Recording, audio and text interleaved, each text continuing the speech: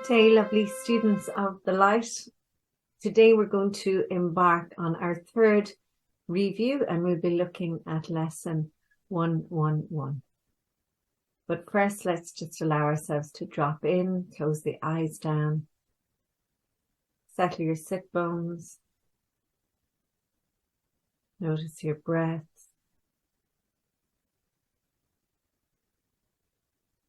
And just allow there to be a hush in your body and a hush in your mind.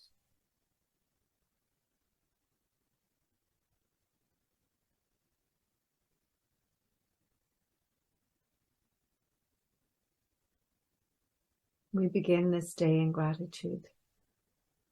We open our hearts and we surrender to love. We ask love to lead the way through the minutes and the hours of this new day. We welcome joy, fun, and abundant prosperity.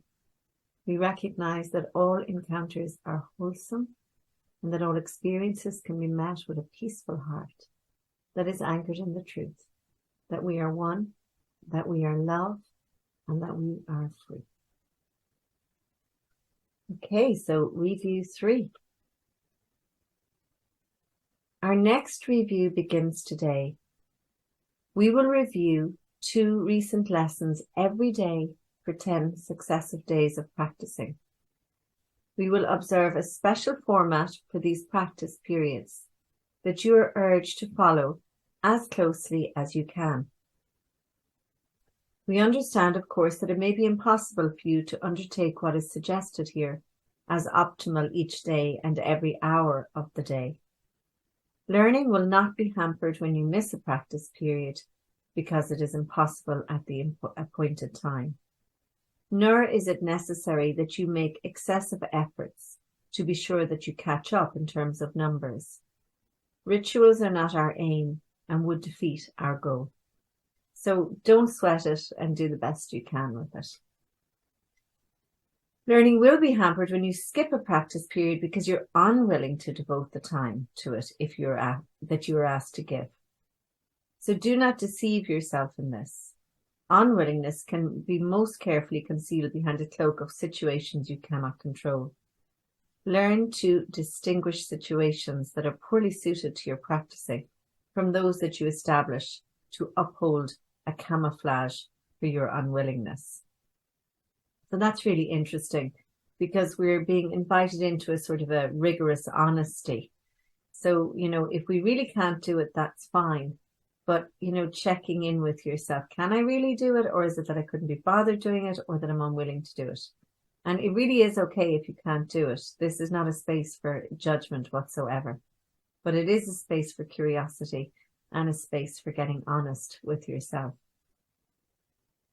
Those practice periods that you have lost because you did not want to do them for whatever reason should be done as soon as you have changed your mind about your goal. You are unwilling to cooperate in practicing salvation only if it interferes with goals you hold more dear. So again, that invitation to put love first. When you withdraw the value given them, allow your practice periods to be replacements for your litanies to them. So anything you're putting in front of love, before love, we're asked to replace it with love and with time for practice. Recognizing that the replacements gave you nothing, but your practicing can offer everything to you. And so accept their offering and be at peace. The format you should use for these reviews is this. Devote 5 minutes twice a day or longer if you would prefer it to considering the thoughts that are assigned. Read over the ideas and comments that are written down for each day's exercise and then begin to think about them while letting your mind relate them to your needs, your seeming problems, and all your concerns. Replace the ideas within your mind and let it use them as it chooses. Give your mind faith that it will use the ideas wisely, being helped in its decisions by the one who gave the thoughts to you. What can you trust but what is in your mind? Have faith in these reviews. The means the Holy Spirit uses will not fail. The wisdom of your mind will come to your assistance. Give direction at the onset, then lean back in quiet faith and let the mind employ the thoughts you gave as they were given you for it to use. So you're surrendering into this experiment with God, this love experiment. You've been given these reviews in perfect trust and in perfect confidence that you would use them, in perfect faith that you would see their messages and use them for yourself. Offer them to your mind in the same trust and confidence and faith. It will not fail. It is the eternal teacher's chosen means for your freedom. Since it has the Holy Spirit's or eternal teacher's trust, its means must surely merit yours as well. So if it's good enough for God, it's good enough for you.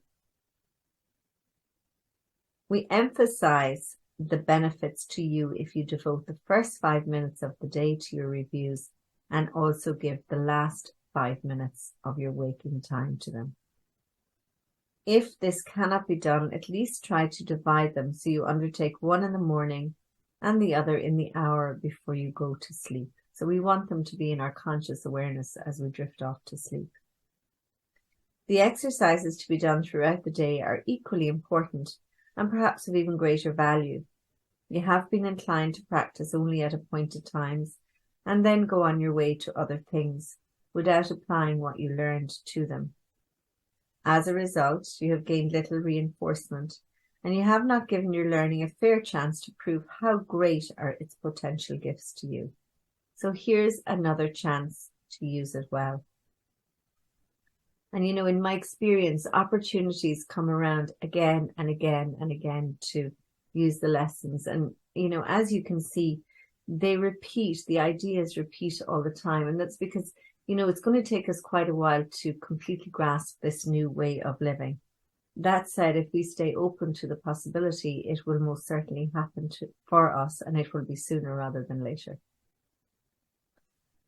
In these reviews, we stress the need to not let your learning lie idly between your longer periods. Attempt to give your daily 2 ideas, a brief but serious review each hour. Use one on the hour and the other an hour later. Okay. Yeah, okay, there we go. So the first one is lesson 111, and it's miracles are seen in light. I cannot see in darkness. Let the light of holiness and truth light up my mind, and let me see the innocence within.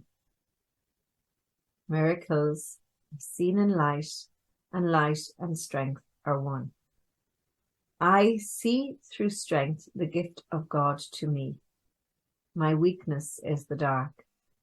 God's gift dispels by giving me God's strength to take its place. And then on the hour, you're going to be saying miracles are seen in light. And on the half hour, miracles are seen in light and strength are one. Miracles are seen in light and strength are one. Okay, so our morning one is the miracles are seen in light. I cannot see in darkness. Let the light of holiness and truth light up my mind, and let me see the innocence within. So this is what we're going to take into our meditation this morning, our quiet time. And we're literally asking that the light of holiness light up our minds so that we know how innocent we are. And today we're saying we're willing, and a little willingness leads to wisdom. So let's settle in our seats once more. Let's close our eyes down. And let your mind be open so that anywhere this applies in your life comes into your awareness. So I open my mind, I open my heart. I'm willing to see that miracles are seen in light.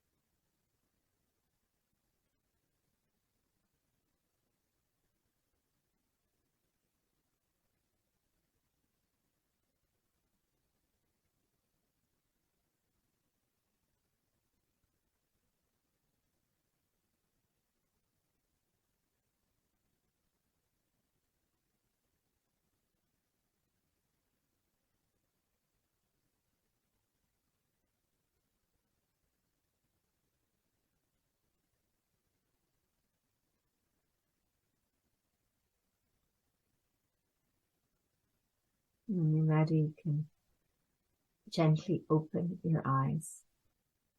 And, you know, inviting in the light gives us an opportunity to look at all situations and all people from a whole new perspective, and for us to allow our hearts to become compassionate and open and understanding. And so working with the light is a really, really valuable and integral part of this course. So I hope you enjoy your practice today, visiting on the hour, miracles are seen in light, and on the half hour, miracles are seen in light, light and strength are one. Okay, look forward to seeing you tomorrow.